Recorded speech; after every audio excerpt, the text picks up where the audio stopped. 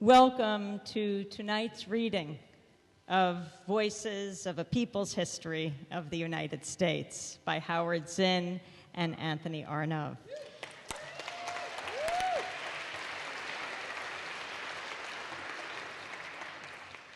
First, just a few notes. Tonight's event will be broadcast on Democracy Now!, on Pacifica Radio, on WBAI 99.5 FM, on Free Speech TV, Alternative Radio, Link TV, and other independent media. The good news is that there is independent media in this city and around the country that is helping to break the sound barrier.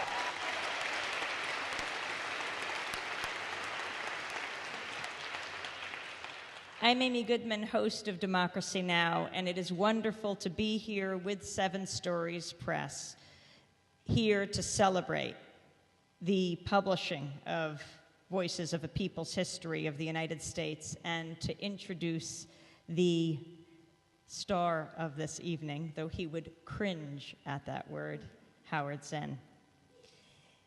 Alice Walker said this about Howard: "What can I say that will in any way convey the love, respect, and admiration I feel for this unassuming hero who was my teacher and mentor, this radical historian and people-loving troublemaker, this man who stood with us and suffered with us. Howard Zinn was the best teacher I ever had and the funniest." The words of Alice Walker. Howard grew up in the slums of Brooklyn during the Depression. He said it was too organized to call them projects. At 17, he was a shipyard worker. By 21, an Air Force bombardier. After he bombed the French village with napalm, he went there to see what he had done and went to the bombed-out library and read accounts of what had happened and wondered how it was he hadn't questioned before what he was doing. He said it epitomized the stupidity of modern warfare and how the momentum of military machines carries armies on to do the most atrocious things that any rational person sitting down for 5 minutes and thinking about it would stop immediately. And then, years later, he was invited to speak at Hiroshima. He said he was planning to say that he was a bombardier, even though he didn't bomb Japan. He said he wanted to say, "I bombed people, innocent people, civilians, just as in Hiroshima." And then he said, describing that day in Hiroshima, when he got up to speak, he looked out at the people sitting there. "Suddenly something happened to my eyesight, my brain. I saw this blur of people who were blind with missing arms, missing legs, people whose skin was covered with sores. This was real. That's what these people look like. I looked out at them and I couldn't speak. In all the speaking I've ever done, nothing like that has ever happened to me. It was impossible. I just stood there.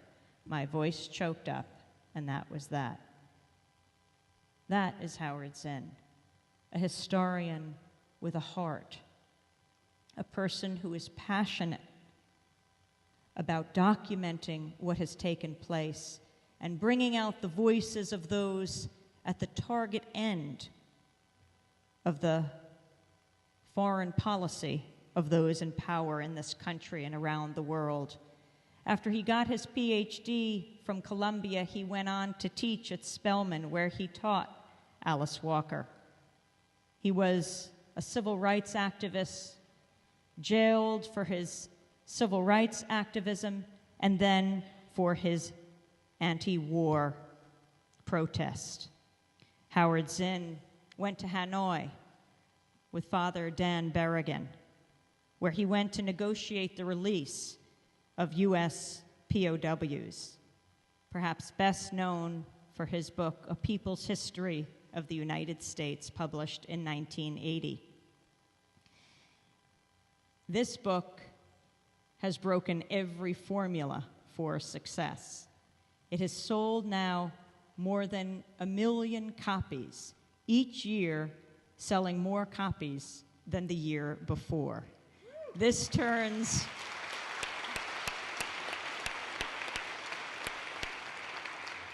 This has turned the publishing formulas on their heads. But is that any surprise? After all, we're talking about Howard Zinn, who's turned the writing of history on its head, who has taught us what it means to go back and meticulously, carefully, passionately bring back the voices of those, not the generals, not the presidents, not the war makers, but those who every day have worked to build this country and countries around the world who are not documented. That's who Howard Zinn gives voice to. That's why people's history of the United States only grows more popular every day.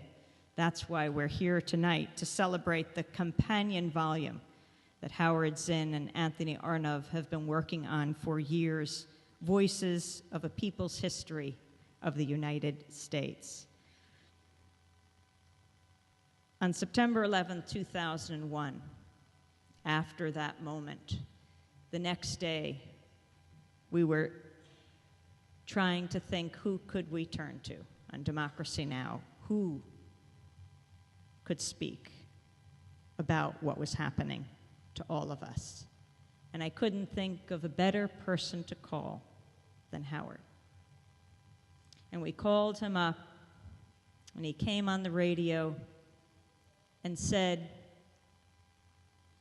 as we were listening to the emergency workers and the neighbors hammering those pallets, the non-stop hammering all day. The only thing worse was when that hammering stopped because there were no bodies to bring out. Howard said, let the paramedics and the firefighters be our model for a response. Those heroes who are trying to save people, not those who will respond by killing. That's why it's so important to celebrate Howard Zinn tonight and why it's such an honor to be able to introduce him.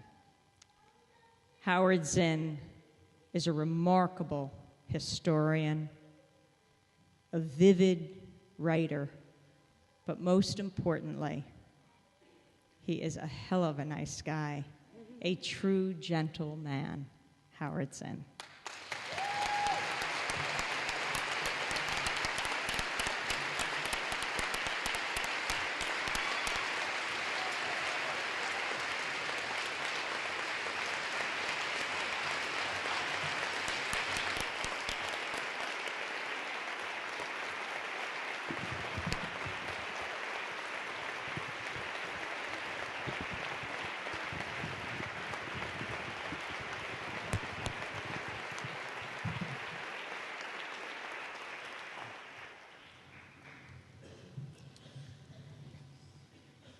Thank you, Amy. I'm glad I didn't hear everything you said. It's an honor to be introduced by Amy Goodman. You probably know what would we do without her in Democracy Now? You know, really.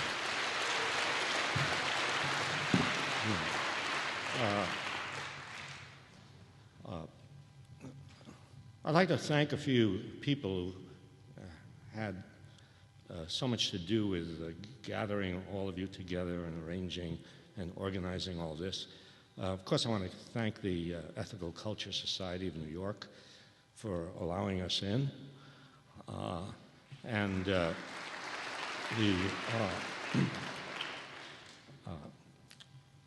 people of Seven Stories Press, which not only published my book, but I don't know, they even publish other books.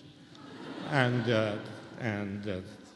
they worked very hard in organizing this. You know, Dan Simon, the sort of editor, I don't think he wants to be called editor-in-chief, but he's the editor of Seven Stories Press.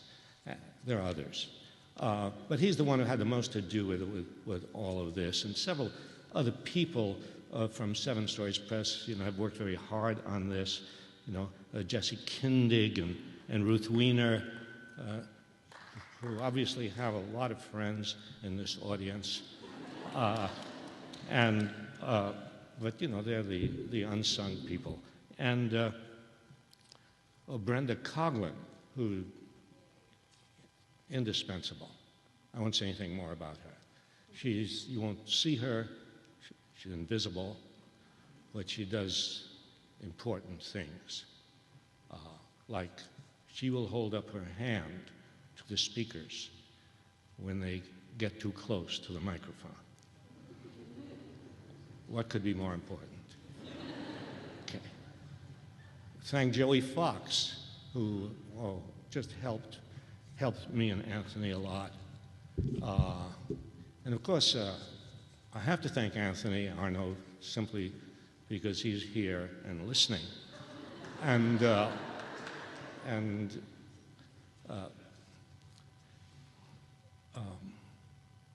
guess I should tell you a little about how this came about. Tell you why you're here, although I guess no one knows better than you why you were here. How can I tell you why you are here? But I'll tell you how this came to pass. And that is Dan Simon and Anthony Arnove and I, in an order which I can't reveal, got together and decided that this book, A People's History of the United States, was okay. And that, by the way, published by HarperCollins, owned by Murdoch. I've always been grateful to him. And we got together and decided that in the people's history of the United States, what seemed to be the most interesting parts were the sort of little nuggets of other people's statements, not my words. And this is embarrassing when I thought of it. But not my words, but the words of other people, the words of fugitive slaves, of rebellious women, of working people, of socialists and anti-war activists, of dissidents of all kinds.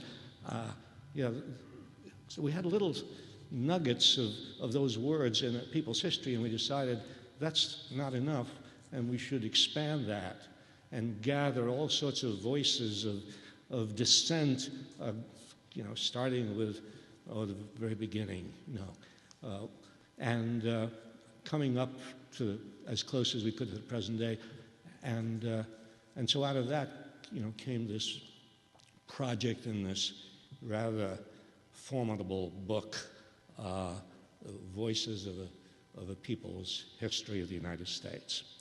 So that's the origin of this, and so we decided that, and Seven Stories Press, was agreed to sort of work on this and organize this, and with Anthony and Brenda and other people, and the idea was to get some artists in New York, and this is what we did. We have assembled a wonderful bunch of artists who will read some of the selections from this book. And here they are. Wally Shawn,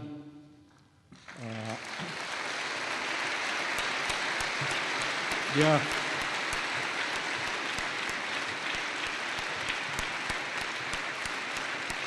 Yeah. Leslie Silva.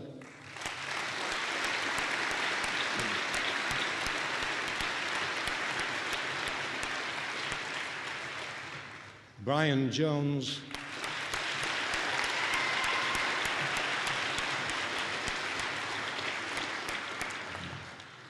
John Sayles.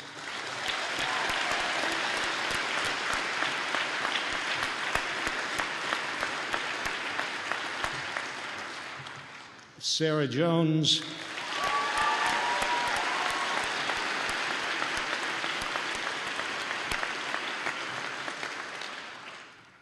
Paul Robeson Jr.,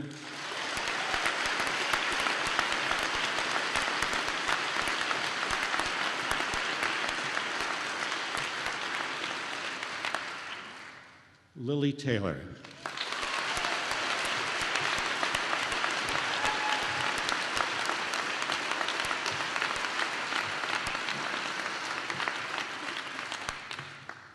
And Anthony Arno, who up to this point has been only a name to you, will walk across here and take his seat over there, and he and I will take turns introducing the readings.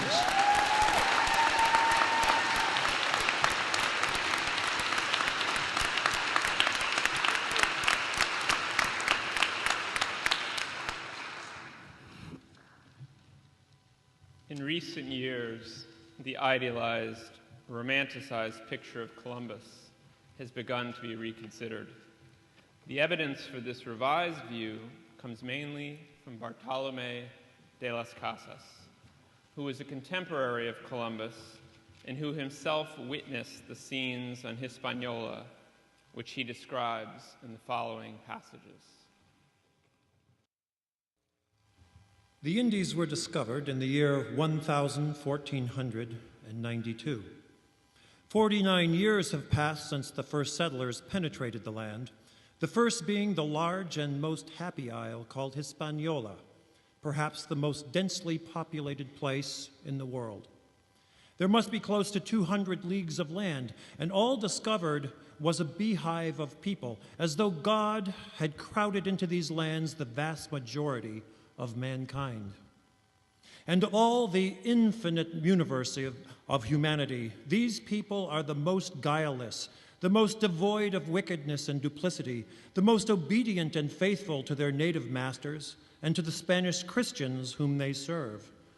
And because they are so weak and complaisant, they are less able to endure heavy labor and soon die of no matter what malady. They are also a poor people, for they not only possess little, but have no desire to possess worldly goods. They are generally naked, with only their pudenda covered somewhat, and sleep on a kind of matting, or else in a suspended net called hamacas. They are very clean in their persons, with alert, intelligent minds, docile, and open to doctrine, very apt to receive our holy Catholic faith, to be endowed with virtuous customs and behave in a godly fashion. Yet, into this sheepfold, into this land of meek outcasts, there came some Spaniards who behaved like ravening wild beasts, like wolves, tigers, or lions that had been starving for many days, and to such a degree that this island of Hispaniola, having a population that I estimated to be more than 3 millions, has, after 40 years, a population of barely 200 persons. Their reason for killing such an infinite number of souls is that the Christians have an ultimate aim, which is to acquire gold and to swell themselves with riches in a very brief time and thus rise to a high estate disproportionate to their merits. These lands are so rich and felicitous, the native people so meek and patient, so easy to subject, that our Spaniards have no more consideration to them than beasts. No, for thanks be to God, they have treated beasts with some respect. I should say, instead, like excrement on the public squares. The Indians began to seek ways to throw the Christians out of their lands and took up arms, but their weapons are very weak and of little service in offense and still less in defense. The Christians, with their horses and swords and pikes, began to carry out massacres and strange cruelties amongst them, and spared neither the children, nor the aged, nor pregnant women, nor women in childbed, not only stabbing and dismembering them, but cutting them to pieces, as if dealing with sheep in a slaughterhouse. They made low, wide gallows, on which the hanged victims' feet almost touched the ground, stringing them up in lots of 13, in memory of our Redeemer and his 12 apostles, then setting burning wood at their feet, and thus burned them alive. When tied to the stake, a very important noble, the cacique Hatue, was told by a Franciscan friar about the God of the Christians and the Articles of Faith, and what he could do in the brief time that remained to him in order to be saved and go to heaven. The cacique was told if he did not adopt the Christian faith, he would go to the inferno, where he would suffer eternal torment. He asked the friar if Christians, on the other hand, went to heaven. When told that they did, he said he would prefer to go to hell.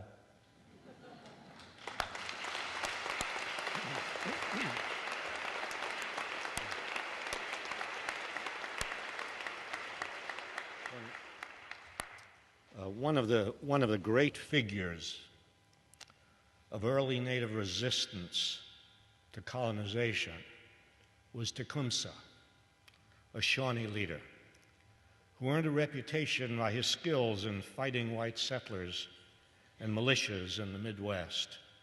Here he speaks to a different tribe, the Osage. Brothers, we all belong to one family. We are all children of the Great Spirit. We walk in the same path, slake our thirst at the same spring, and now affairs of the greatest concern lead us to smoke the pipe around the same council fire. Brothers, we are friends. We must assist each other to bear our burdens. The blood of many of our fathers and brothers has run like water on the ground to satisfy the avarice of the white men. We ourselves are threatened with a great evil. Nothing will pacify them but the destruction of all red men. Brothers, when the white men first set foot on our grounds, they were hungry. They had no place on which to spread their blankets or to kindle their fires. They were feeble.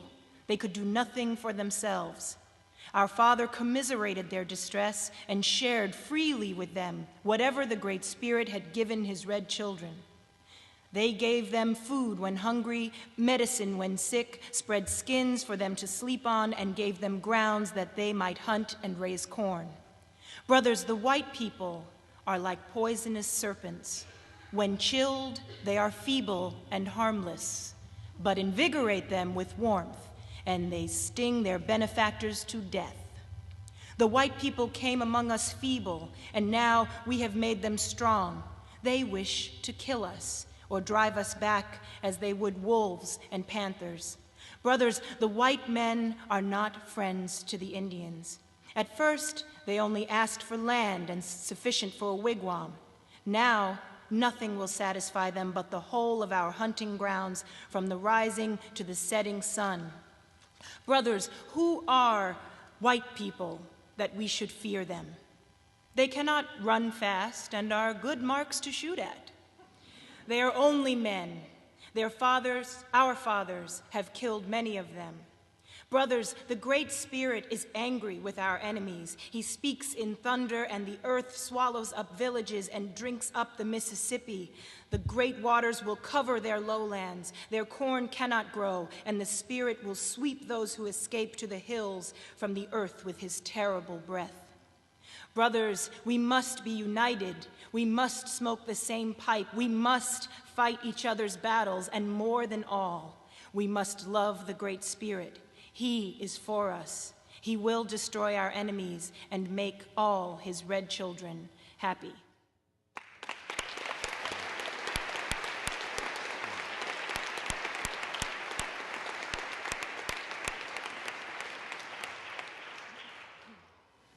When Boston capitalists, making use of the new canal system, began building textile mills in Lowell, Massachusetts in the early 19th century, they recruited young women from rural New England as their labor force. They assumed these girls would be docile and easily managed. Instead, the young women in Lowell mills formed reading circles, organized to demand their rights as laborers and as women, and agitated for better workplace conditions. They printed leaflets and published their own newspaper, the Lowell Offering. Here, Harriet Hanson Robinson, who started work in the mills when she was only 10 years old, recounts a turnout or strike of the Lowell women. At the time, The Lowell cotton mills were started, the factory girl was the lowest among women. In England, and in France particularly, great injustice had been done to her real character. She was represented as subjected to influences that could not fail to destroy her purity and self-respect. In the eyes of her overseer, she was but a brute, a slave to be beaten, pinched, and pushed about. One of the first strikes of the cotton factory operatives that ever took place in this country was that in Lowell in October 1836. When it was announced that wages were to be cut down, great indignation was felt, and it was decided to strike en masse. This was done. The mills were shut down, and the girls went in procession from their several corporations to the Grove on Chapel Hill and listened to incendiary speeches from early labor reformers. One of the girls stood on a pump and gave vent to the feelings of her companions in a neat speech, declaring that it was their duty to resist all attempts at cutting down the wages. This was the first time a woman had spoken in public in Lowell, and the event caused surprise and consternation among her audience. Cutting down the wages was not their only grievance, nor the only cause of this strike. Hitherto, the corporations had paid 25 cents a week towards the board of each operative, and now it was their purpose to have the girls pay the sum.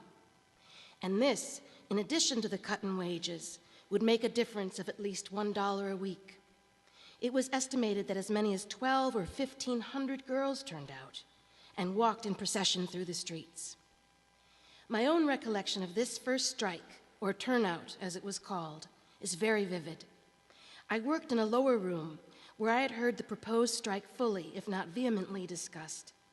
I had been an ardent listener to what was said against this attempt at oppression on the part of the corporation, and naturally I took sides with the strikers. When the day came on which the girls were to turn out, those in the upper room started first, and so many of them left that our mill was at once shut down. Then when the girls in my room stood irresolute, uncertain what to do, asking each other, "Would you, or shall we turn out?" and not one of them having the courage to lead off, I, who began to think they would not go out after all their talk, became impatient and started on ahead, saying with childish bravado, "I don't care what you do. I am going to turn out whether anyone else does or not." And I marched out and was followed by the others. As I looked back at the long line that followed me, I was more proud than I have ever been at any success I may have ever achieved.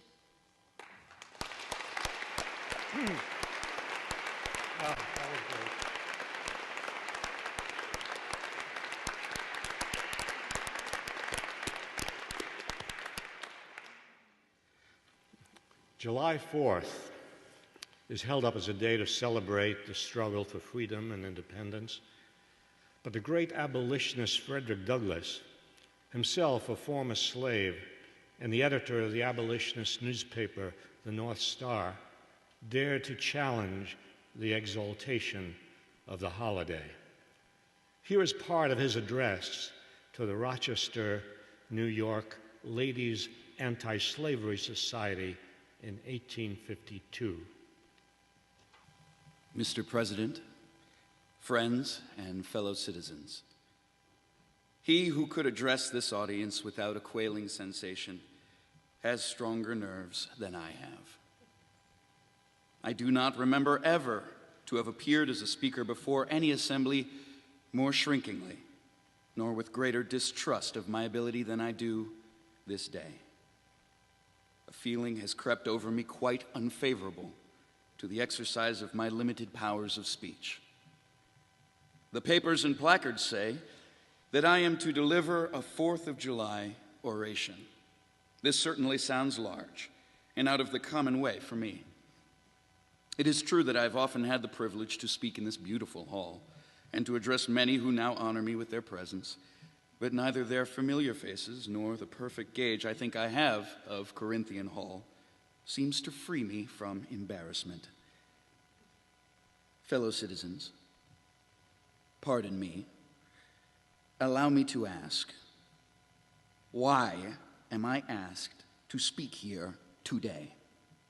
What have I, or those I represent, to do with your national independence? Are the great principles of political freedom and of natural justice embodied in the Declaration of Independence extended to us?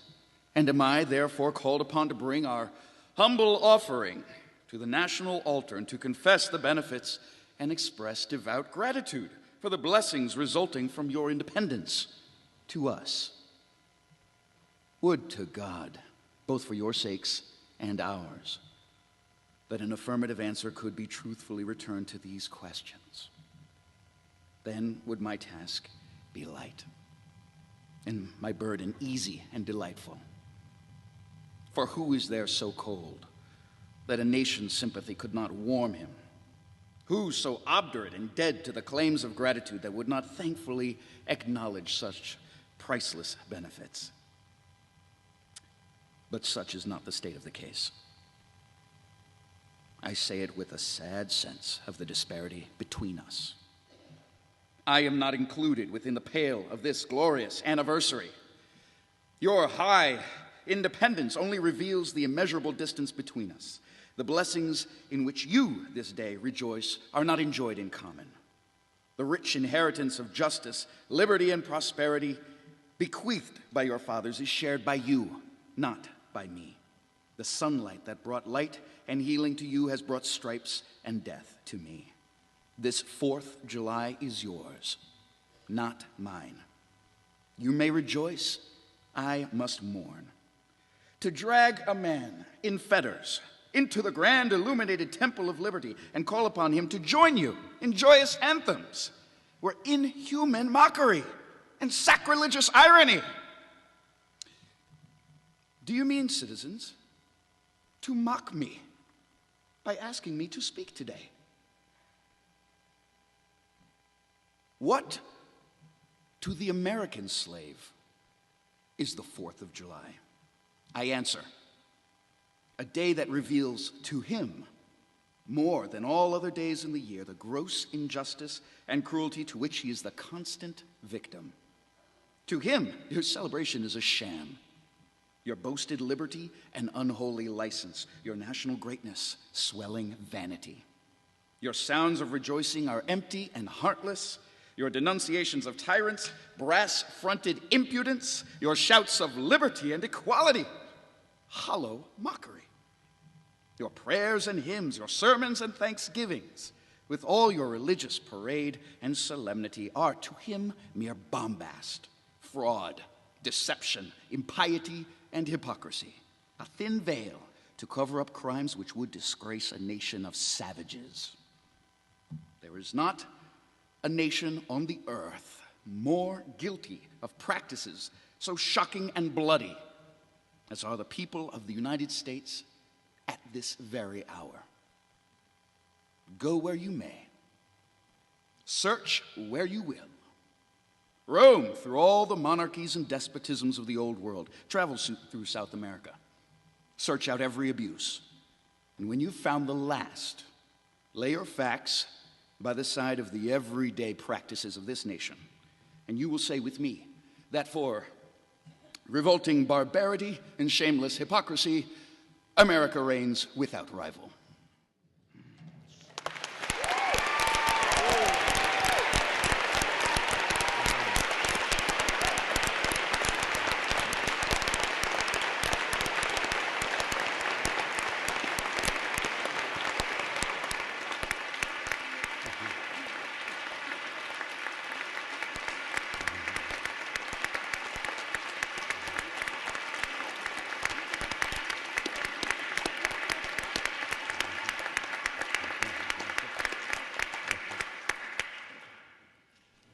The most underreported story of the Civil War is the class conflict within the Confederate States.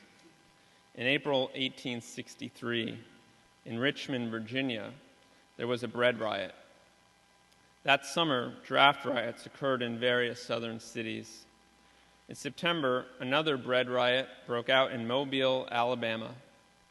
Acts of resistance took place not only among soldiers, but also among women facing hardship while men were on the front lines. This article, from a newspaper in Columbus, Georgia, illustrates the ferment in the South during the war.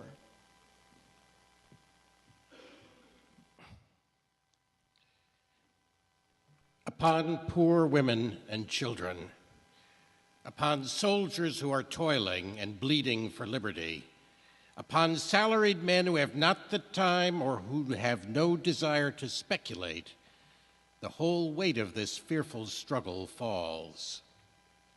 Men of wealth, who are hoarding thousands, put up the piteous cry of exorbitant rates, more bitterly than ever just after increasing the prices 1,000-fold. While upon ragged, blood-drenched soldiers, upon weary, despairing, heartsick women, and those whose only dependence is a pitiful yearly sum, must be made to bitterly suffer. Non-producers alone feel the war. Others can meet high rates with the same. Those who speculate not must shift as best they can. What matters life or death, so avarice can be gratified? What is honor unattended by wealth? What is liberty unless money can be hoarded by millions? What if the country be ruined, its women ravished, its homes desolated, its altars violated, and freedom forever perish?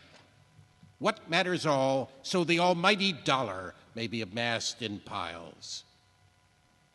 What care men of the present day whether their country sinks, so property may be secured, and the price at which liberty is bought rests as light as possible upon their patriotic shoulders? That's right. Pile up wealth. No matter whether bread be drawn from the mouth of the soldier's orphan or the one-armed, one-limbed hero who hungry walks your streets. Take every dollar you can, pay out as little as possible, deprive your noble warriors of every comfort and luxury, increase in every way the necessaries of life, make everybody but yourself and non-producers bear the taxes of the war. But be very careful to parade everything you give before the public. Talk boldly on the street corners of your love of country. Be a grand home general. And when the war is over, point to your princely palace and its magnificent surroundings and exclaim with pompous swell, "These are the results of my patriotism."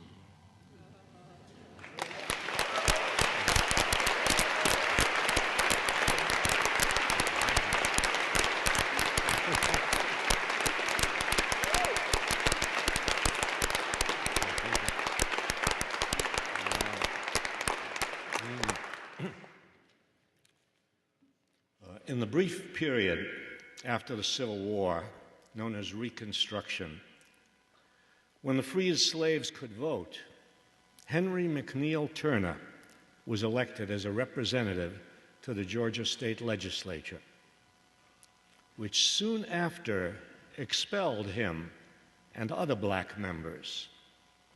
Here he addresses the members of the legislature. The Anglo-Saxon race, sir, is the most surprising one. No man has ever been more deceived in that race than I have been for the last 3 weeks. I was not aware that there was in the character of that race so much cowardice. The treachery which has been exhibited by gentlemen belonging to that race has shaken my confidence in it more than anything that has come under my observation from the day of my birth. What is the question at issue? Why, sir, this assembly today is discussing and deliberating on a judgment.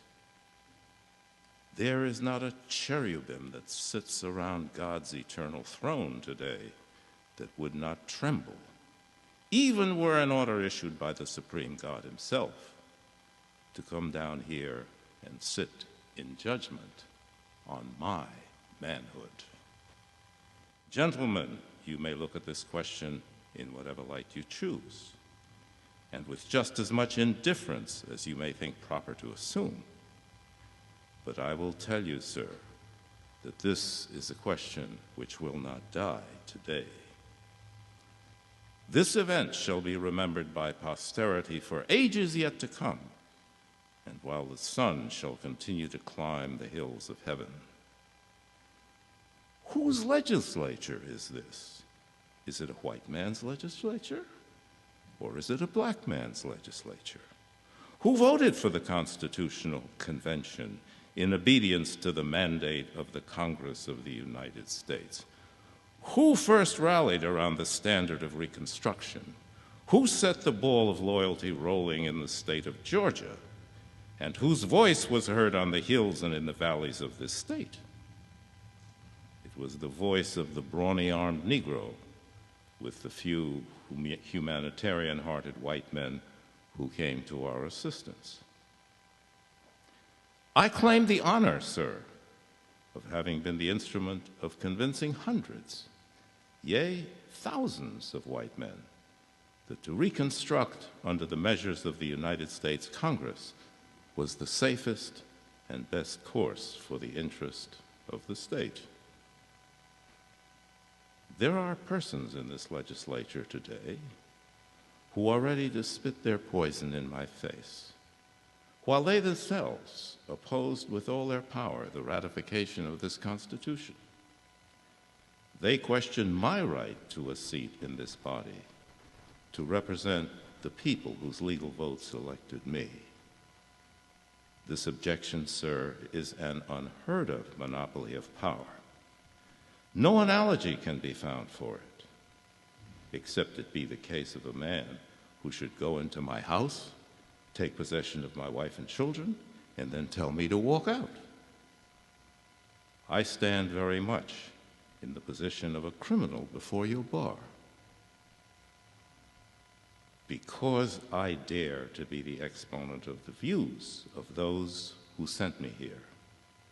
Or in other words, we are told that if black men want to speak, they must speak through white trumpets. If black men want their sentiments expressed, they must be adulterated and sent through white messengers who will quibble and equivocate and evade.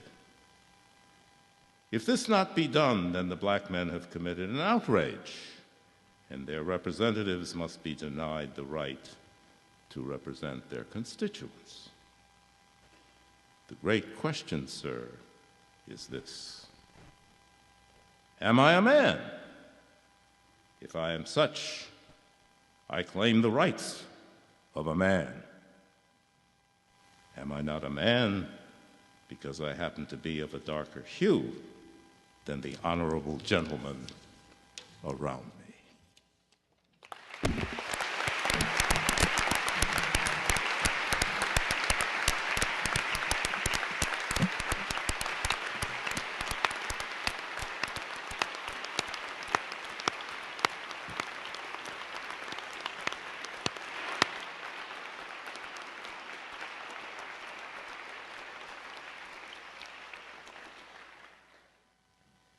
In November 1872, Susan B. Anthony was one of 14 women who defied the law to cast a ballot in the presidential election.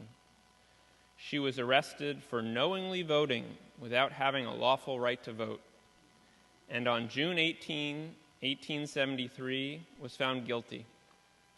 The next day, when her lawyer appealed the verdict, she addressed the court in response to a question from the judge, Ward Hunt.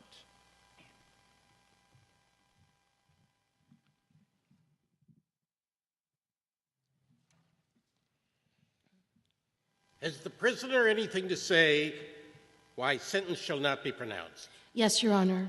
I have many things to say. For in your ordered verdict of guilty, you have trampled underfoot every vital principle of our government. My natural rights, my civil rights, my political rights, my judicial rights are all alike ignored. Robbed of the fundamental privilege of citizenship, I am degraded from the status of a citizen to that of a subject. And not only myself individually, but all of my sex are, by your honor verdict, doomed to political subjection under this so-called Republican form of government. The court cannot listen to a rehearsal of argument which the prisoner's counsel has already consumed 3 hours in presenting. May it please your honor, I am not arguing the question, but simply stating the reasons why sentence cannot, in justice, be pronounced against me. Your denial of my citizens' right to vote is the denial of my right of consent as one of the governed, the denial of my right of representation as one of the taxed, the denial of my right to a trial by jury of my peers as an offender against the law. Therefore, the denial of my sacred right to life, liberty, property. The court cannot allow the prisoner to go on. But your honor will not deny me this one and only poor privilege of protest against this high-handed outrage upon my citizens' rights. The court must insist the prisoner has been tried according to the established forms of law. Yes, your honor, but by forms of law all made by men, interpreted by men, administered by men, in favor of men, and against women. And hence your honor's ordered verdict of guilty against a United States citizen for the exercise of the citizen's right to vote, simply because that citizen was a woman and not a man. But yesterday, the same man-made forms of law declared it a crime punishable with a $1,000 fine and 6 months imprisonment to give a cup of cold water, a crust of bread, or a night's shelter to a panting fugitive tracking his way to Canada. And every man or woman in whose veins coursed a drop of human sympathy violated that wicked law, reckless of consequences, and was justified in doing so.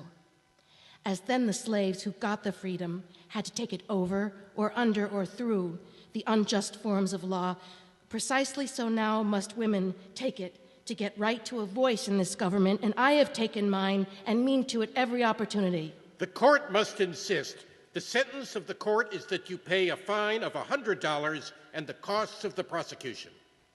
May it please your honor, I will never pay $1 for your unjust penalty. All the stock in trade I possess is a debt of $10,000 incurred by publishing my paper, The Revolution, the sole object of which was to educate all women to do precisely as I have done. Rebel against your man-made, unjust, unconstitutional forms of law which tax, fine, imprison, and hang women while denying them the right of representation in the government. And I will work on with might and main to pay every dollar of that honest debt, but not a penny shall go to this unjust claim. And I shall earnestly and persistently continue to urge all women to the practical recognition of the old revolutionary maxim, resistance to tyranny is obedience to God.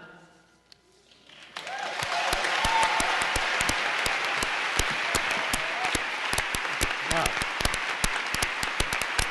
Wonderful.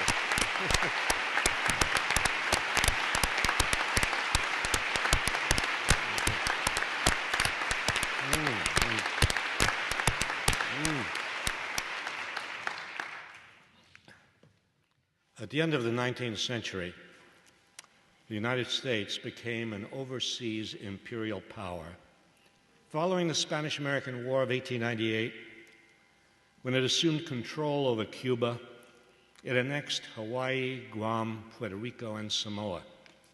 It then began a long and bloody war to conquer the Philippines. The occupation of those islands has been cited by George Bush as a model for the occupation of Iraq. But at the time, it aroused indignation and opposition in the United States.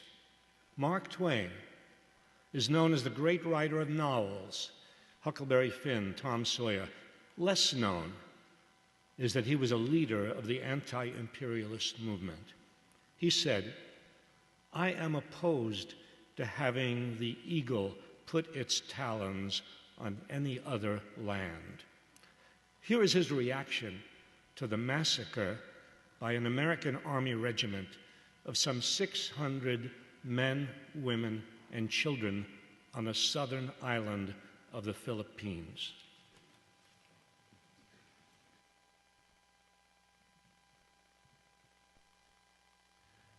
This incident burst upon the world last Friday in an official cablegram from the commander of our forces in the Philippines to our government in Washington. A tribe of Moros, dark-skinned savages, had fortified themselves in the bowl of an extinct crater not many miles from Jolo. And as they were hostiles and bitter against us because we have been trying for 8 years to take their liberties away from them, their presence was a menace. Our commander, General Leonard Wood, ordered a reconnaissance. It was found that the Moros numbered 600, counting women and children, that their crater bowl was in the summit of a peak 2,200 feet above sea level, and very difficult access for Christian troops and artillery. Our troops climbed a distance of some 300 feet by devious and difficult trails, and even took some artillery with them. Our soldiers numbered 540, assisted by a detachment of native constabulary in our pay, numbers not given, and a naval detachment, numbers not given. 600 men on our side, on the edge of the bowl, 600 men, women, and children in the bottom of the bowl.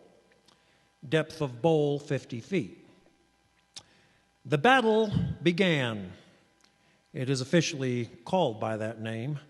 Our forces firing down into the crater with their artillery and their deadly small arms of precision. The savages furiously returning the fire, probably with brickbats, though this is merely a surmise of mine, as the weapons used by the savages are not nominated in the telegram.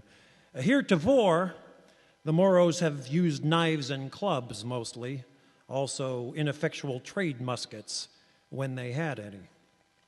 The completeness of the victory is established by this fact, that of the 600 Moros, not one was left alive. That of our 600 heroes, only 15 lost their lives. The official report quite properly extolled and magnified the heroism and gallantry of our troops and lamented the loss of the 15 who perished, by cable at $1.50 a word. In the great battles of the Civil War, only 10% of the forces engaged on the two sides were killed and wounded. 8 years ago, when the pathetic comedy called the Cuban War was played, we did not exterminate the Spanish, far from it. In each engagement, we left an average of only 2% of the enemy killed or crippled on the field. Contrast these things with the great statistics which have arrived from the Moro Crater. We abolished the enemy utterly, leaving not even a baby alive to cry for its dead mother. One person among our 80 millions allowed himself the privilege of a public remark on this great occasion. Washington, March 10th, to Wood, Manila. I congratulate you and the officers and men of your command upon the brilliant feat of arms wherein you and they so well uphold the honor of the American flag. Signed, President Theodore Roosevelt. But yesterday's cable brought us more splendid news, which blazes with American and Christian glory like to the sun and the zenith. The death list is now 900. I was never so enthusiastically proud of the flag till now.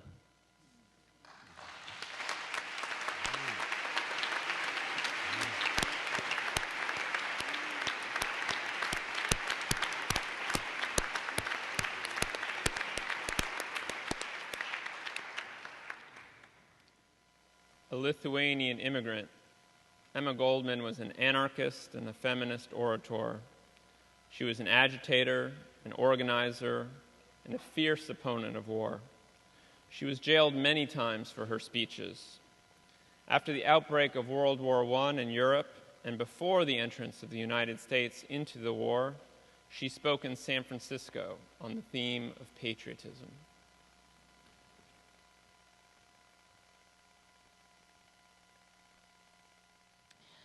What is patriotism? Is it love of one's birthplace, the place of childhood's recollections and hopes, dreams and aspirations?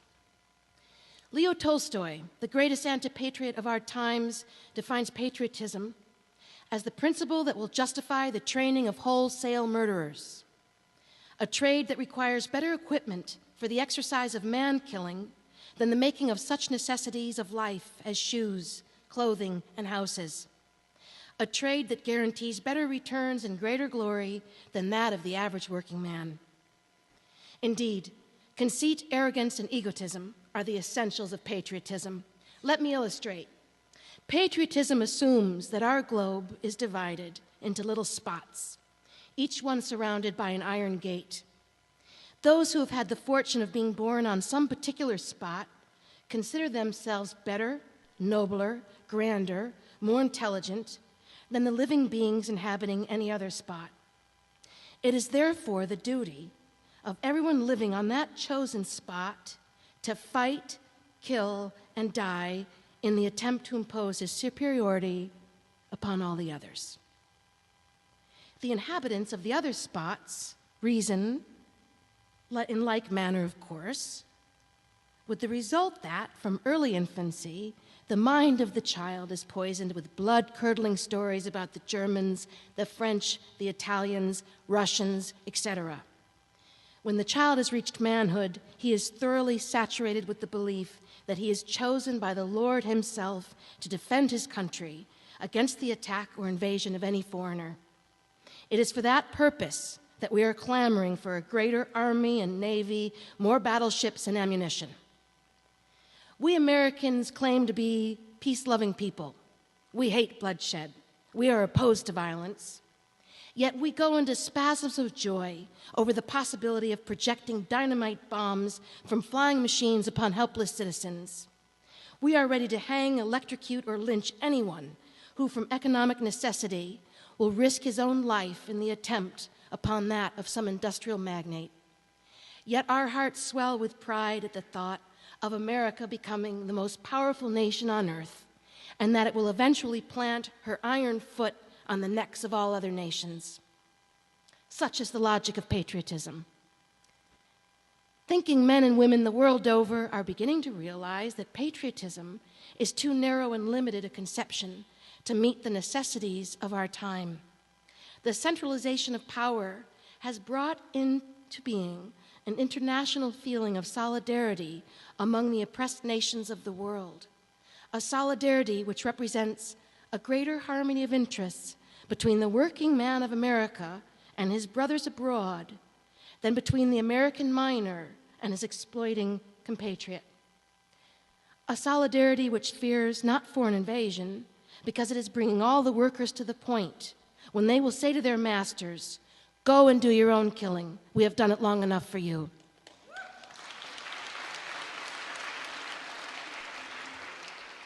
This solidarity is awakening the consciousness of even the soldiers, they too being flesh of the great human family. A solidarity that has proven infallible more than once during past struggles, and which has been the impetus inducing the Parisian soldiers during the Commune of 1871 to refuse to obey when ordered to shoot their brothers. It has given courage to men who mutinied on Russian warships during recent years. It will eventually bring about the uprising of all the oppressed and downtrodden against their international exploiters. When we have undermined the patriotic lie, we shall have cleared the path for that great structure wherein all nationalities shall be united into a universal brotherhood, a truly free society.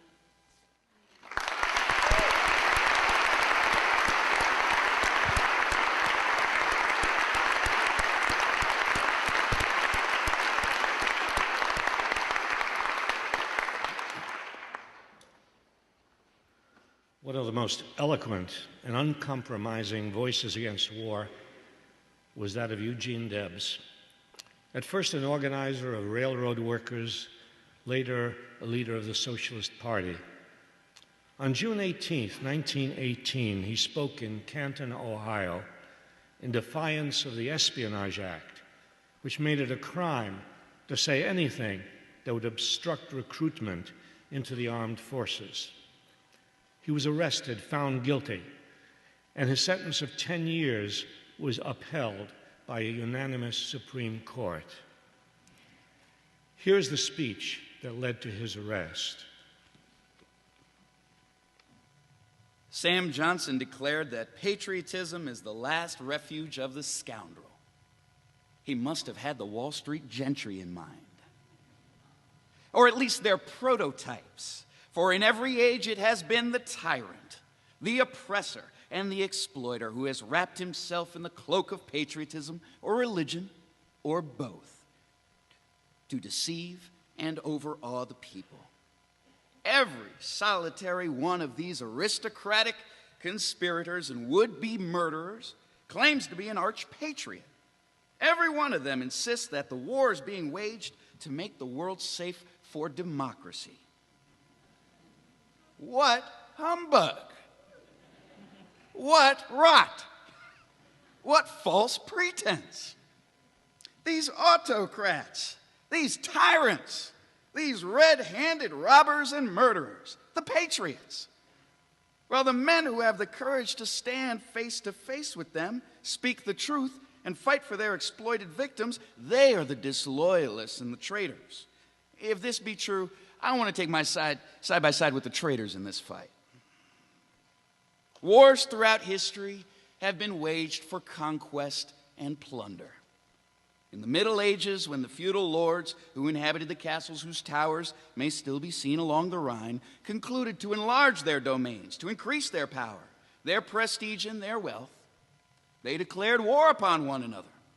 But they themselves did not go to war any more than the modern feudal lords, the barons of Wall Street, go to war. The feudal barons of the Middle Ages, the economic predecessors of the capitalists of our day, declared all wars.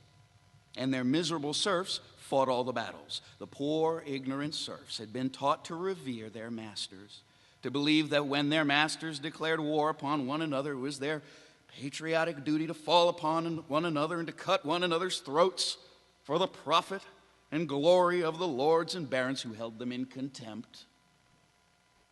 And that is war in a nutshell. The master class has always declared the wars. The subject class has always fought the battles. The master class has had all to gain and nothing to lose, while the subject class has had nothing to gain and all to lose, especially their lives. They've always taught and trained you to believe it to be your patriotic duty to go to war and have yourselves slaughtered at their command. But in all the history of the world, you, the people, have never had a voice in declaring war. And strange as it certainly appears, no war by any nation in any age has ever been declared by the people. Yours, not to reason why. Yours, but to do and die. That is their motto, and we object on the part of the awakening workers of this nation. If war is right, let it be declared by the people. You who have your lives to lose, you certainly, above all others, have the right to decide the momentous issue of war and peace.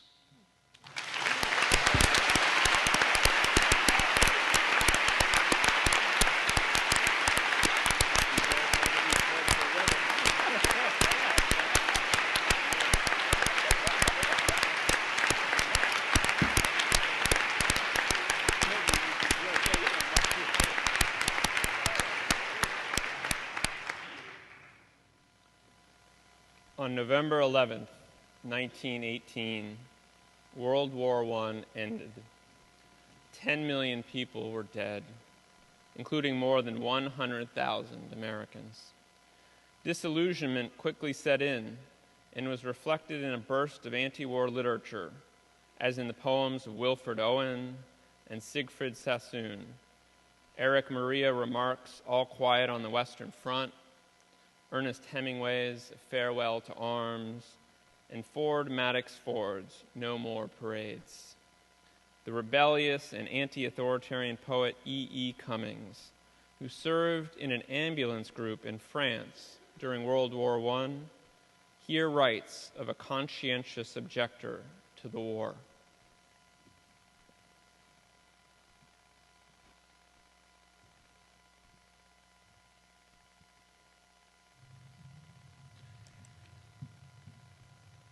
I sing of Olaf, glad and big, whose warmest heart recoiled at war, a conscientious objector. His well-beloved Colonel Trigg, West Pointer most succinctly bred, took erring Olaf soon in hand.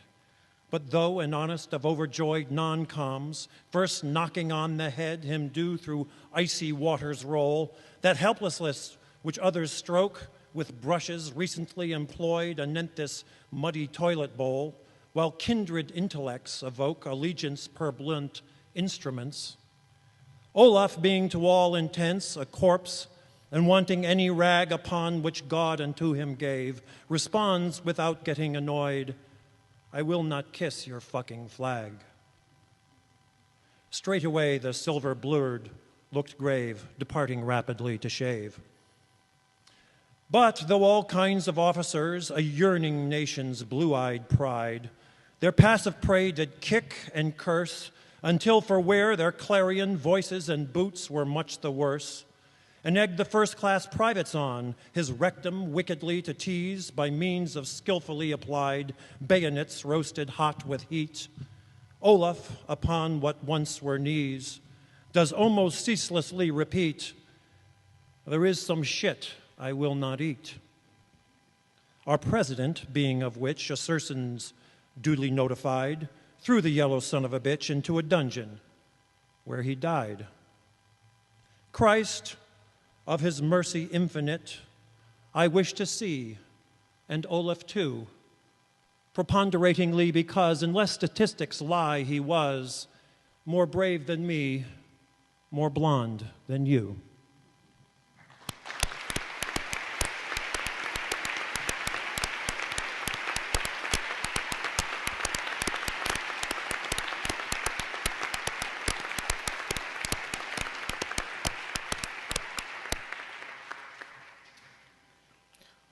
In the 1930s, Sylvia Woods was a pioneer in a struggle of African-American trade unionists. Here she describes her earliest experiences speaking out against racism.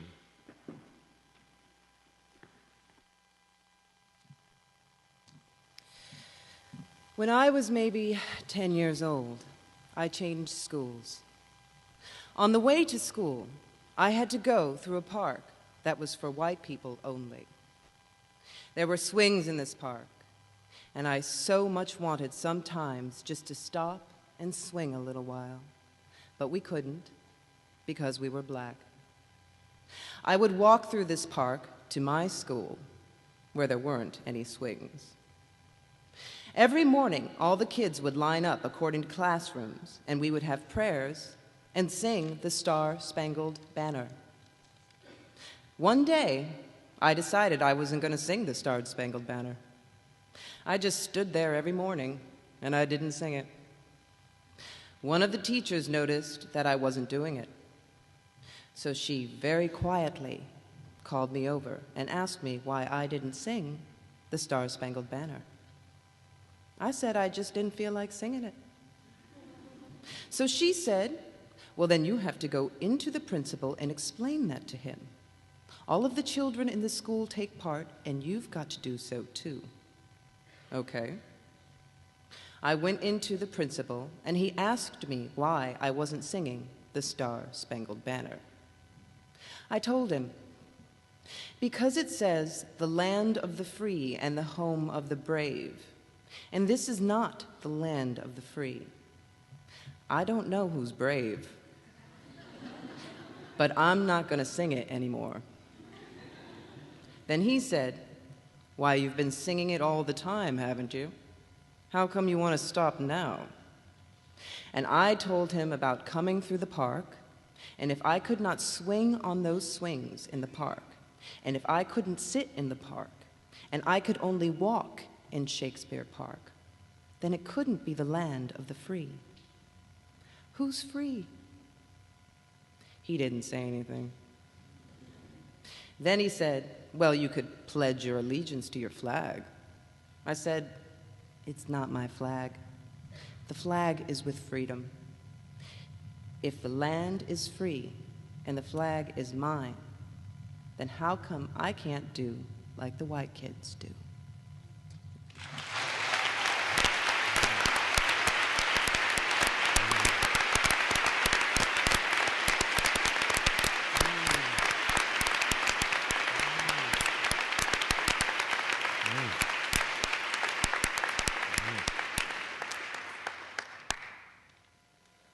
The Harlem Renaissance of the 1920s and 30s produced an extraordinary group of black writers and artists. There were the novelists Zora Neale Hurston and Nella Larson, the painters Jacob Lawrence and Aaron Douglas, the poets Gwendolyn Bennett, Claude McKay, and Countee Cullen, among many others. One of the most challenging of these voices was that of Langston Hughes, who in this poem captures the feeling of being damn tired of waiting for rescue from the political leadership of the country.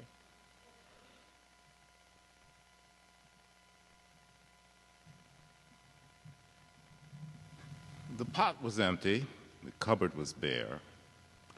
I said, "Papa, what's the matter here?" "I'm waiting on Roosevelt, son." "Roosevelt?" "Roosevelt. Waiting on Roosevelt, son." The rent was due and the light was out. I said, "Tell me, Mama, what's it all about?" "We're waiting on Roosevelt, son." "Roosevelt?" "Roosevelt, just waiting on Roosevelt." Sister got sick and the doctor wouldn't come because we couldn't pay him the proper sum. Waiting on Roosevelt. Roosevelt, Roosevelt. Waiting on Roosevelt. Then one day they put us out of the house. Ma and Pa was meek as a mouse, still waiting on Roosevelt. Roosevelt, Roosevelt. But when they felt those cold winds blow and didn't have no place to go, Pa said, "I'm tired of waiting on Roosevelt, Roosevelt, Roosevelt. Damn tired of waiting on Roosevelt. Can't get a job, and I can't get no grub. Backbone and navel's doing the belly rub. Waiting on Roosevelt, Roosevelt, Roosevelt."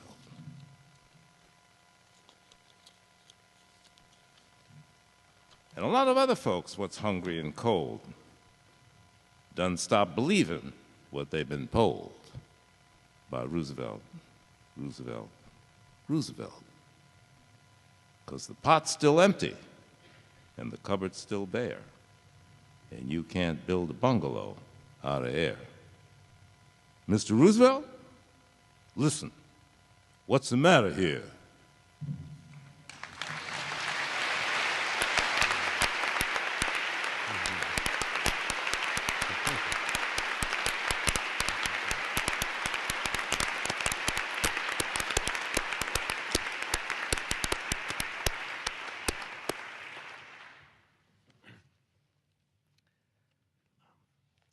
The Japanese-American civil rights activist, feminist, author, Yuri Kochiyama was born and raised in San Pedro, California.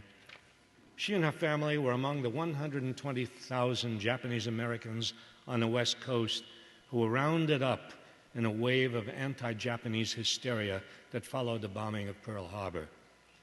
President Franklin D. Roosevelt signed Executive Order 9066 on February 19, 1942, giving the Army the power, without warrants, indictments, or hearings, to arrest all Japanese Americans, 3/4 of them children born in the United States and therefore citizens, take them from their homes, transport them to camps far in the interior, and keep them there under prison conditions.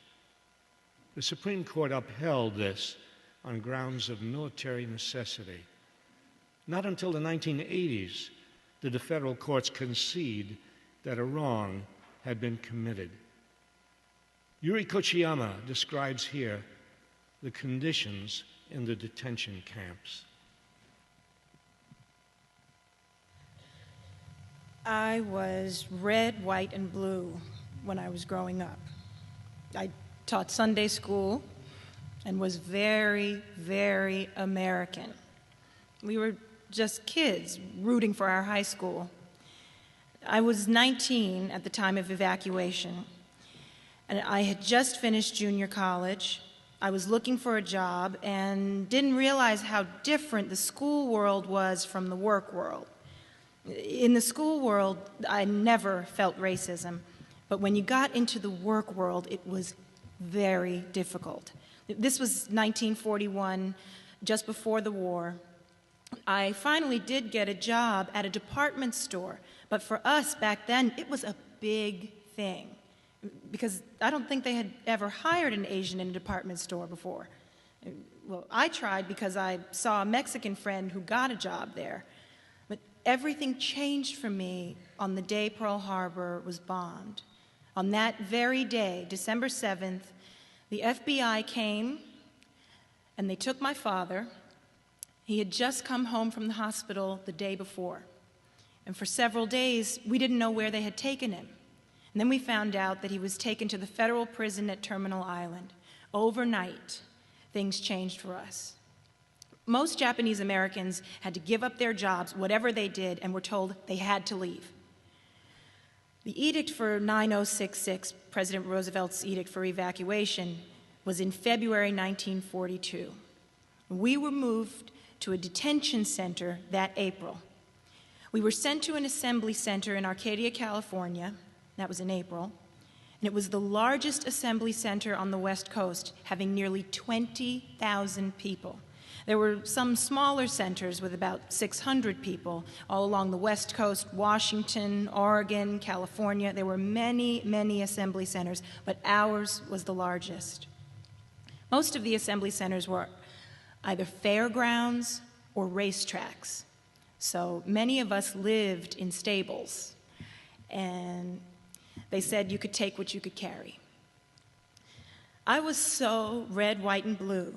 I couldn't believe this was happening to us. America would never do a thing like this to us. This is the greatest country in the world. So I thought this is only going to be for a short while, maybe a few weeks or something, and they'll let us go back. At the beginning, no one realized how long this would go on. I didn't feel the anger that much because I thought maybe this was the way we could show our love for our country, and we should not make too much fuss or noise. We should abide by what they asked of us. I'm a totally different person now than I was back then. I was naive about so many things. And the more I think about it, the more I realize how little you learn about American history. It's just what they want you to know. We always called the camps relocation centers while we were there. Now, I feel it is apropos to call them concentration camps. It is not the same as the concentration camps of Europe. Those, we feel, were death camps. The concentration camps were a concentration of people placed in an area and disempowered and disenfranchised. So it is apropos to call them what I was in, a concentration camp. Historically, Americans have always been putting people behind walls. First, there were the Native Americans who were put on reservations, Africans in slavery, their lives on the plantations, Chicanos doing migratory work and the kinds of camps they lived in, and even, too, the Chinese when they worked on the railroad camps, where they were almost isolated, dispossessed people, disempowered. And I feel those are the things we should fight against so they won't happen again. This whole period of what the Japanese went through is important. If we can see the connections of how often this happens in history, we can stem the tide of these things happening again by speaking out against them.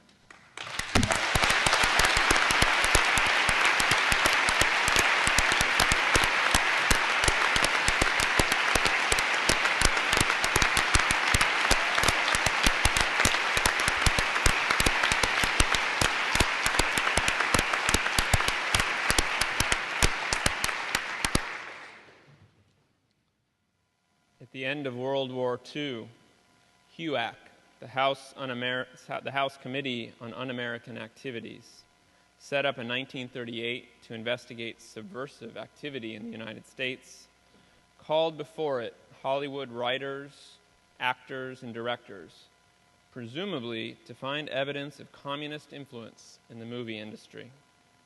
A number of these artists, who became known as the Hollywood 10, were sent to prison for refusing to answer the committee's questions about their ties with the Communist Party. The committee also interrogated folk singer Pete Singer, playwright Arthur Miller, and many others. This was part of a general attack on civil liberties in the atmosphere of the Cold War against the Soviet Union. One of the artists singled out for attack was the great singer and actor Paul Robeson, who had been a fierce opponent of racism and the foreign policy of the United States. Here is a statement Robeson intended to present before HUAC, but which he was not allowed to read.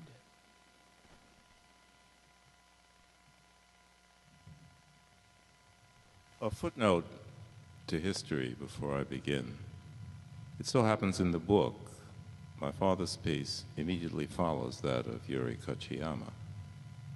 That's, in a sense, symbolic, because Paul Robeson, then a national star, most popular singer and actor in the United States, was the only major performing artist, indeed the only major public figure, to sing a benefit concert for the interned Japanese during the war.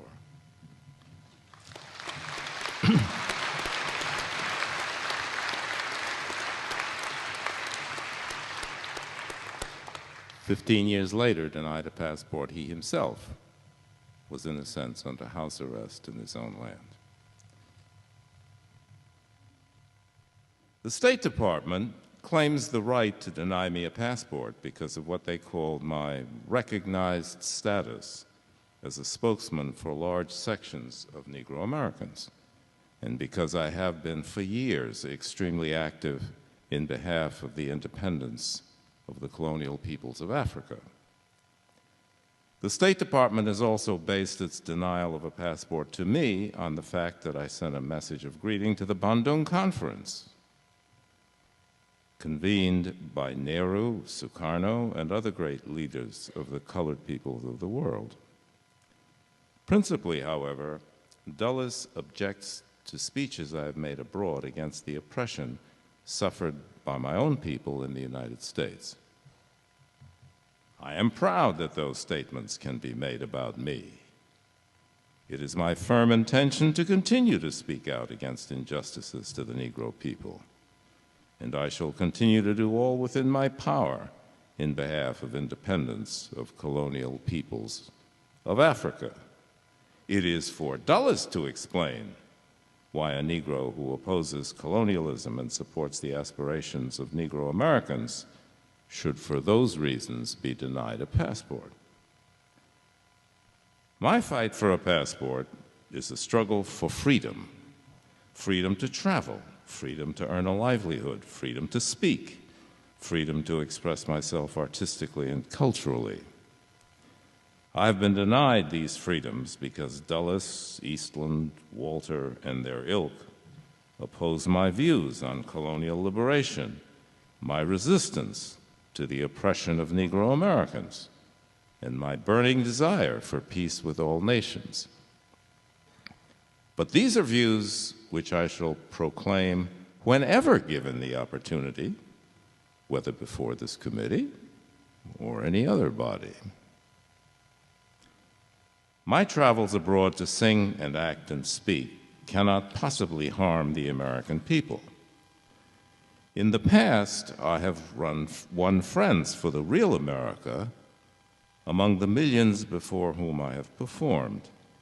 Not for Walter, not for Dulles, not for Eastland, not for the racists who disgrace our country's name, but friends for the American Negro, for our workers, for our farmers, for our artists.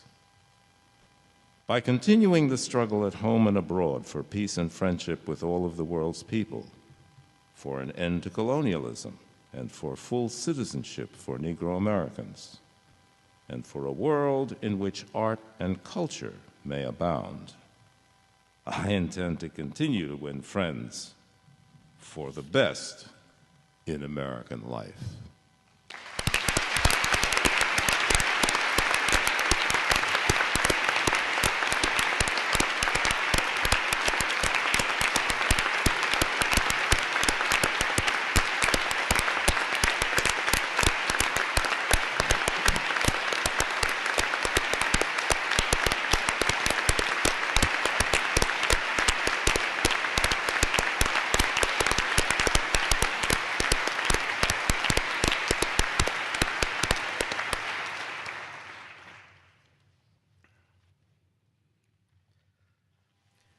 In Macomb, Mississippi, in July of 1965, young black activists circulated and published one of the first petitions against the war in Vietnam.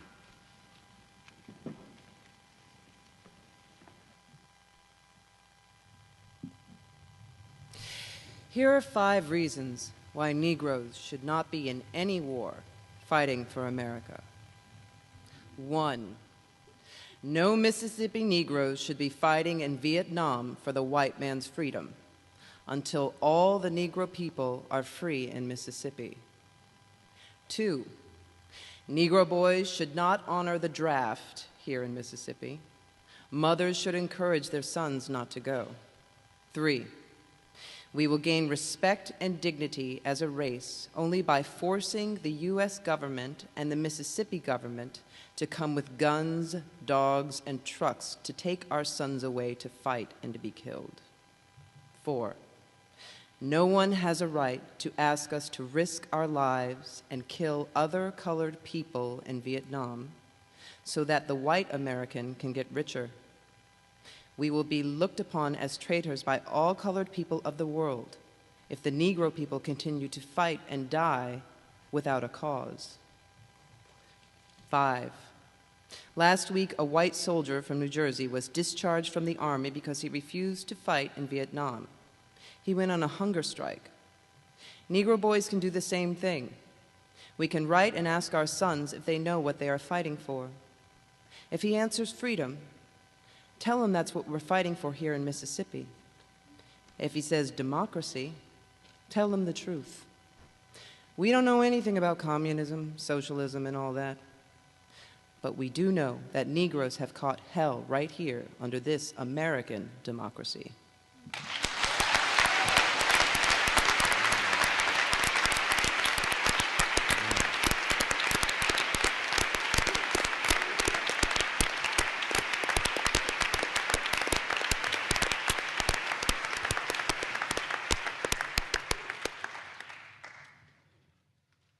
In November 1970, Howard Zinn was arrested with others in a protest at a Boston Army base to block soldiers from being sent to Vietnam. On the day he was supposed to appear in court, he was also scheduled to go to Johns Hopkins University in Baltimore, Maryland, to debate the philosopher Charles Frankel on the topic of civil disobedience. He chose to defy the court order to both explain and practice his commitment to civil disobedience. He flew to Baltimore, spoke in the debate, and came back to Boston to teach his class the next morning at Boston University. 2 detectives were waiting outside the classroom and hauled him off to court, where he was sentenced to a few days in jail. Here is the text of Howard's speech at Johns Hopkins. I start from the supposition that the world is topsy-turvy, that things are all wrong, that the wrong people are in jail and the wrong people are out of jail, that the wrong people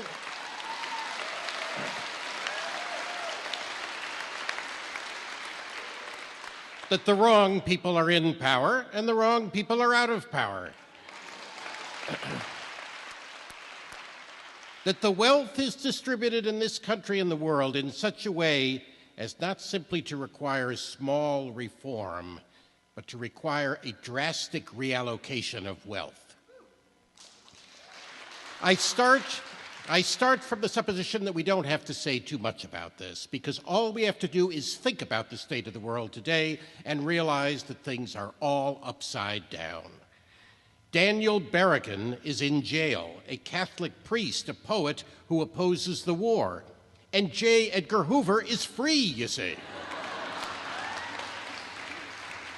David Dellinger, who has opposed war ever since he was this high and has used all of his energy and passion against it, is in danger of going to jail. The men who are responsible for the My Lai massacre are not on trial. They are in Washington serving various functions, primary and subordinate, that have to do with the unleashing of massacres, which surprise them when they occur. At Kent State University, 4 students were killed by the National Guard, and students were indicted.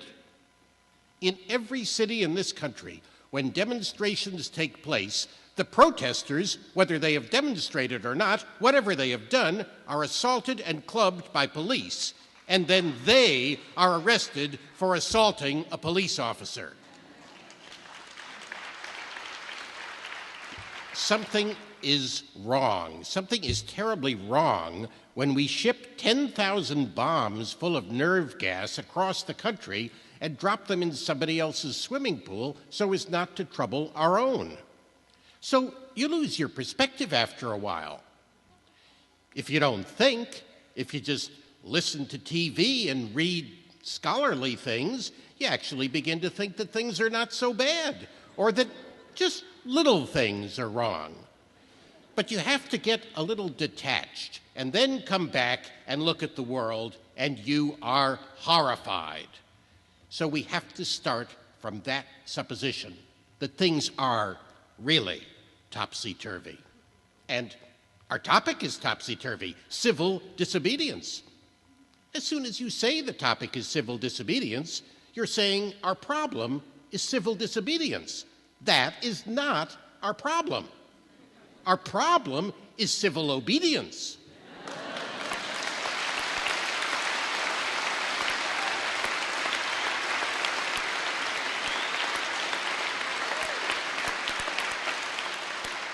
Our problem is the numbers of people all over the world who have obeyed the dictates of the leaders of their government and have gone to war, and millions have been killed because of this obedience. We recognize this for Nazi Germany. We know that the problem there was obedience, that the people obeyed Hitler. People obeyed. That was wrong. They should have challenged. They should have resisted. And if we were only there, we would have showed them. Even in Stalin's Russia, we can understand that. People are obedient, all these herd-like people. Remember those bad old days when people were exploited by feudalism? Everything was terrible in the Middle Ages. But now we have Western civilization, the rule of law. The rule of law has regularized and maximized the injustice that existed before the rule of law. That is what the rule of law has done. When in all the nations of the world, the rule of law is the darling of the leaders and the plague of the people, we ought to begin to recognize this. We have to transcend these national boundaries in our thinking. Nixon and Brezhnev have much more in common with one another than we have with Nixon. J. Edgar Hoover has far more in common with the head of the Soviet secret police than he has with us. It's the international dedication to law and order that binds the leaders of all countries in a comradely bond. That's why we're always surprised when they get together.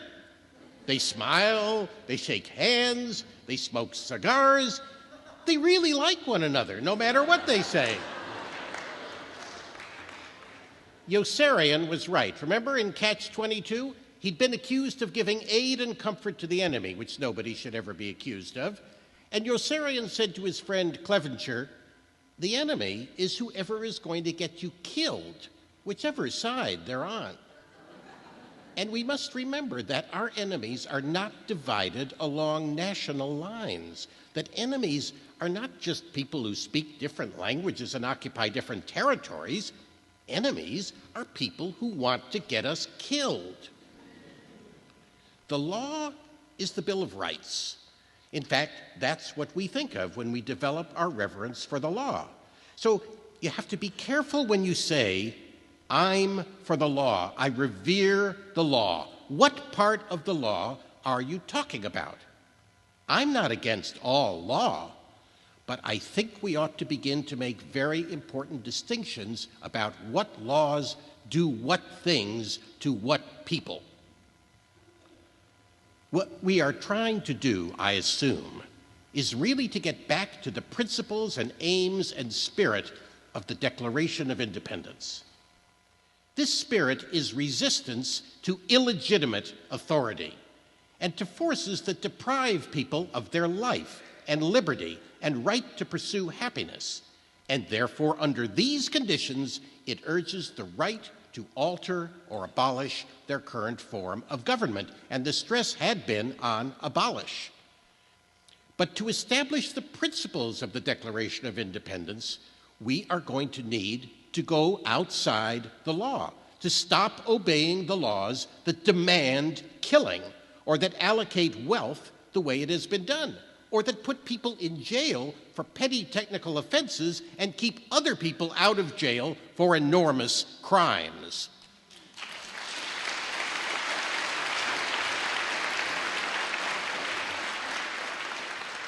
My hope is that this kind of spirit will take place not just in this country, but in other countries, because they all need it. People in all countries need the spirit of disobedience to the state. The state, which is not a metaphysical thing, but a thing of force and wealth.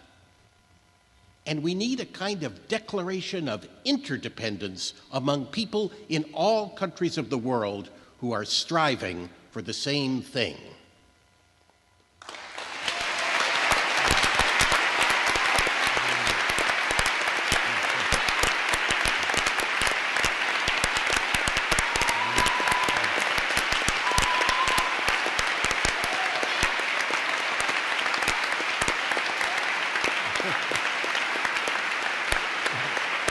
Delivered it a lot better than I did.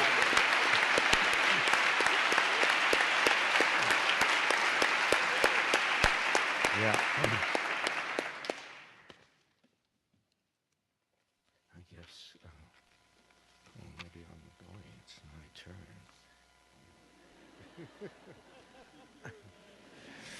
I'm so wrapped up in myself.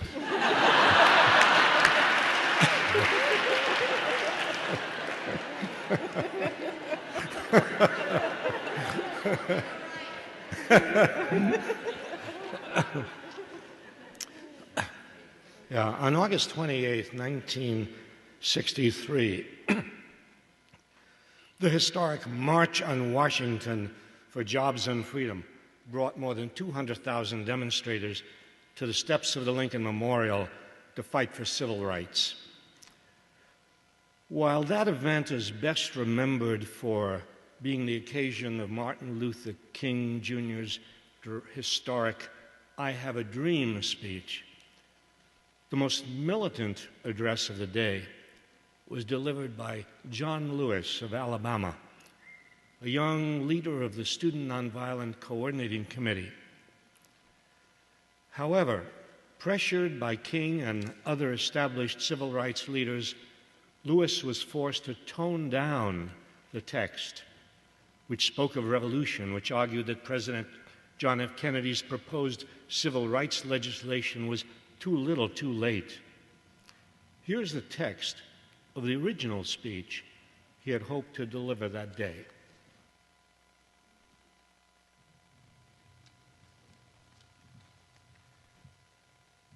We march today for jobs and freedom, but we have nothing to be proud of. For hundreds and thousands of our brothers are not here. They have no money for their transportation. for they are receiving starvation wages or no wages at all. In good conscience, we cannot support the administration's civil rights bill, for it is too little and too late. There's not one thing in the bill that will protect our people from police brutality. This bill will not protect young children and old women from police dogs and fire hoses. The voting section of this bill will not help thousands of black citizens who want to vote. It will not help the citizens of Mississippi, of Alabama, and Georgia who are qualified to vote but lack a sixth-grade education. We are now involved in revolution. This nation is still a place of cheap political leaders who build their careers on immoral compromise and ally themselves with open forms of political and economic exploitation. What political party here can stand up and say, my party is the party of principles? The party of Kennedy is also the party of Eastland. The party of Javits is also the party of Goldwater. Where's our party? The revolution is at hand, and we must free ourselves of the chains of political and economic slavery. The nonviolent revolution is saying we will not wait for the courts to act, for we have been waiting for hundreds of years. We will not wait for the president, the Justice Department, nor Congress. We will take matters into our own hands and create a source of power outside any national structure that could and would assure us victory. To those who have said, be patient and wait, we must say that patience is a dirty and nasty word. We cannot be patient. We do not want to be free gradually. We want our freedom, and we want it now. We cannot depend on any political party, for both the Democrats and Republicans have betrayed the basic principles of the Declaration of Independence.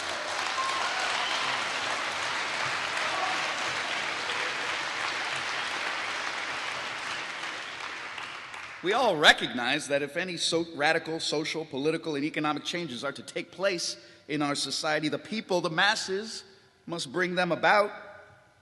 In the struggle, we must seek more than civil rights. We must work for the community of love, peace, and true brotherhood. Our minds, souls, and hearts cannot rest until freedom and justice exist for all the people. The revolution is a serious one. Mr. Kennedy is trying to take the revolution out of the street and put it in the courts. Listen, Mr. Kennedy. Listen, Mr. Congressman. Listen, fellow citizens. The black masses are on the march for jobs and freedom, and we must say to the politicians that there won't be a cooling off period. We won't stop now. All the forces of Eastland, Barnett, Wallace, and Thurman won't stop this revolution. The time will come when we will not confine our marching to Washington. We will march through the South, through the heart of Dixie, the way Sherman did. We shall pursue our own scorched earth policy and burn Jim Crow to the ground, nonviolently.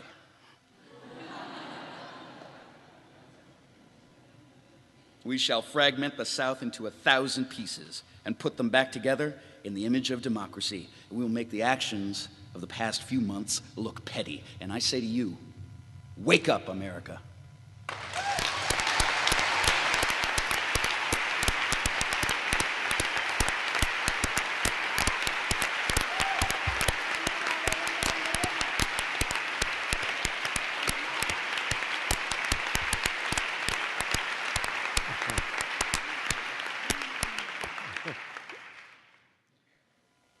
At great personal risk to themselves, black people in the South had for a long time challenged the boundaries of segregation.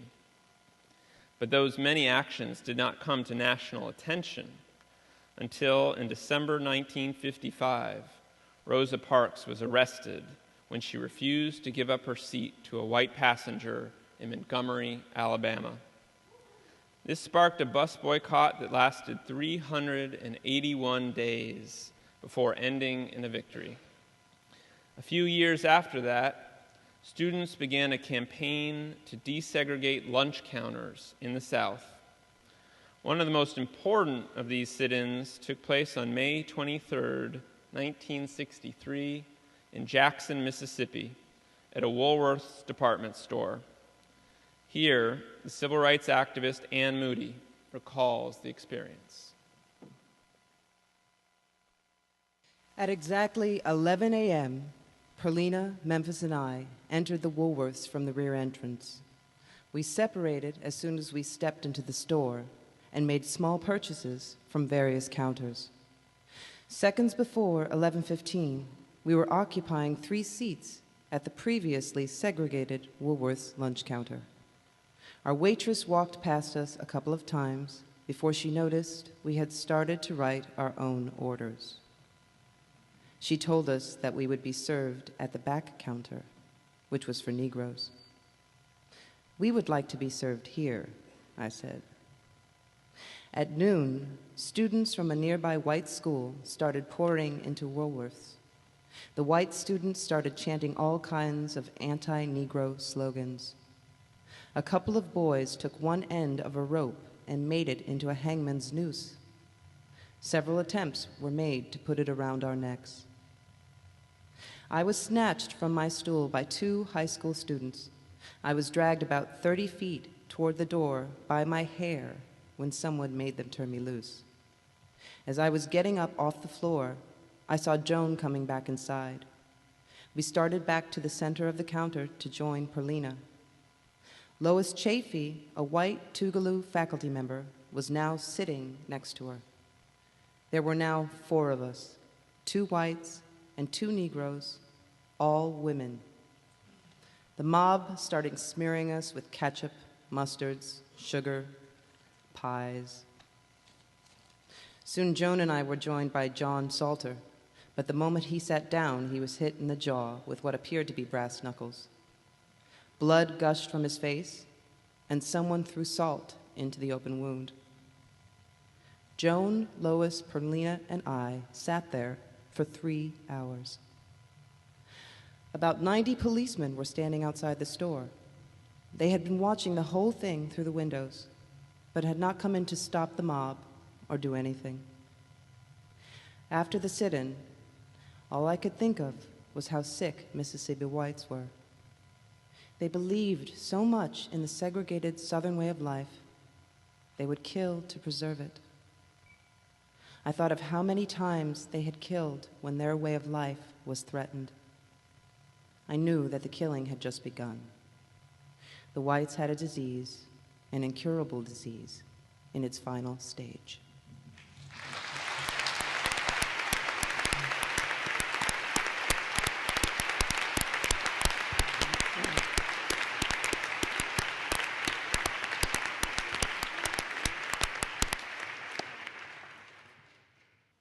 The history of AIDS has been one of denial and suppression, because those most immediately affected by the disease in its early years were gays and lesbians, often people of color and drug users. President Ronald Reagan did not make public mention of the epidemic until October 1987. People with HIV and AIDS and public health advocates have had to battle for recognition of the disease, for affordable and effective treatment, for public education and health programs to prevent the spread of HIV. March 1987 saw the formation of ACT UP, the AIDS Coalition to Unleash Power, in New York. The group popularized the slogan, "Silence equals death," and engaged in direct action and civil disobedience to arouse the public. Here are the words of Vito Russo, the author of a groundbreaking book called The Celluloid Closet, and a founding member of ACT. Russo himself died as a result of AIDS in 1990, aged 44. A friend of mine in New York City has a half-fare transit card, which means that you get on buses and subways for half price. And the other day, when he showed his card to the token attendant, the attendant asked what his disability was, and he said, "I have AIDS." And the attendant said, "No, you don't. If you had AIDS, you'd be home dying." And so I wanted to speak out today as a person with AIDS who is not dying. You know, for the last 3 years since I was diagnosed, my family thinks two things about my situation. One, they think I'm going to die. And two, they think that my government is doing absolutely everything in their power to stop that. And they're wrong on both counts. So, if I'm dying from anything, I'm dying from homophobia. If I'm dying from anything, I'm dying from racism. If I'm dying from anything, it's from indifference and red tape, because these are the things that are preventing an end to this crisis. If I'm dying from anything, I'm dying from Jesse Helms. If I'm dying from anything, I'm dying from the President of the United States. And especially if I'm dying from anything, I'm dying from the sensationalism of newspapers and magazines and television shows which are interested in me as a human interest story, only as long as I'm willing to be a helpless victim, but not if I'm fighting for my life. If I'm dying from anything, I'm dying from the fact that not enough rich, white, heterosexual men have gotten AIDS for anybody to give a shit. You know, living with AIDS in this country is like living in the Twilight Zone. Living with AIDS is like living through a war which is happening only for those people who happen to be in the trenches. Every time a shell explodes, you look around, you discover that you've lost more of your friends, but nobody else notices. It isn't happening to them. They're walking the streets as though we weren't living through some sort of nightmare. And all the time, only you can hear the screams of the people who are dying and their cries for help. No one else seems to be noticing. Someday the AIDS crisis will be over. Remember that. And when that day comes, when that day has come and gone, there will be people alive on this earth, gay people and straight people, men and women, black and white, who will hear the story that once there was a terrible disease in this country and all over the world, and that a brave group of people stood up and fought, and in some cases gave their lives so that other people might live. And we have to commit ourselves to doing that. And then after we kick the shit out of this disease, we're all going to be alive to kick the shit out of this system so that this never happens again.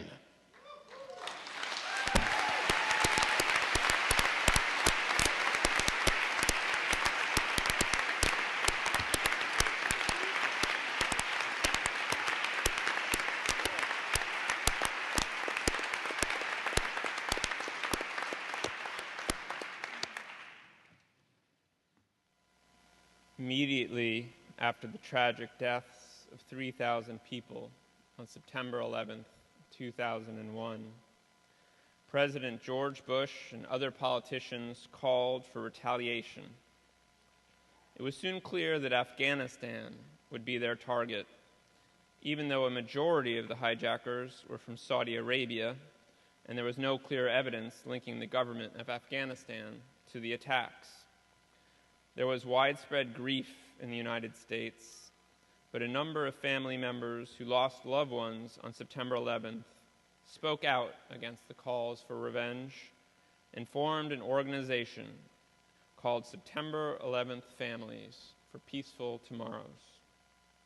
4 days after the hijackings, Phyllis and Orlando Rodriguez, whose son Gregory, 31 years old, was killed while working on the 103rd floor of the World Trade Center, sent this open letter to the New York Times.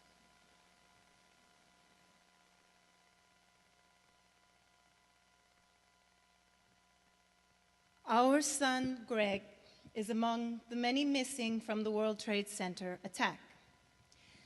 Since we first heard the news, we have shared moments of grief, comfort, hope, despair, fond memories with his wife, the two families, our friends and neighbors, his loving colleagues at Cantor Fitzgerald ESP, and all the grieving families that daily meet at the Pierre Hotel.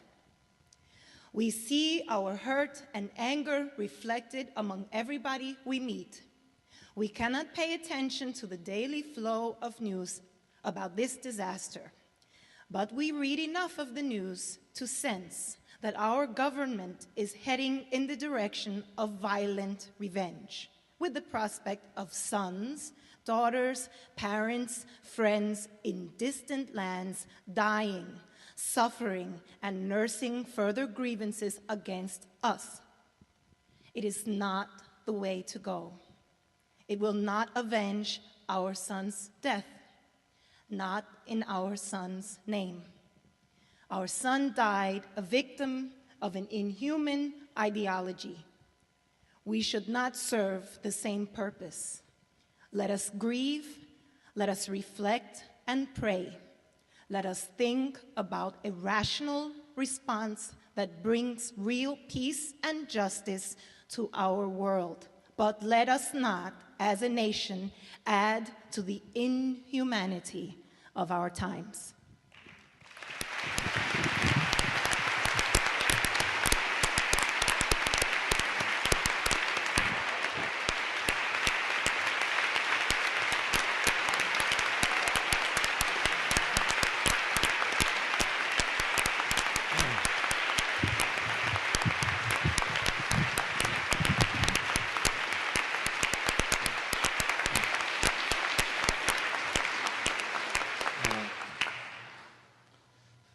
Thank all of you for coming.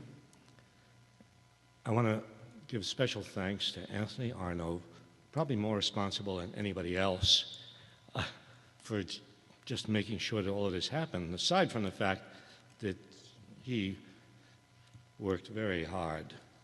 I don't want to say who worked harder on the book. He worked very hard. You see. Anthony Arno. Okay. And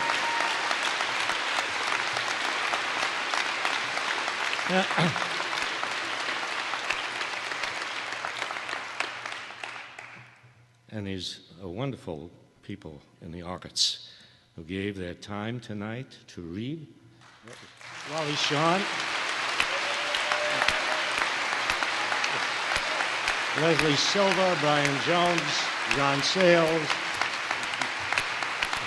Sarah Jones, Paul Robeson, Lily Taylor. Thank you.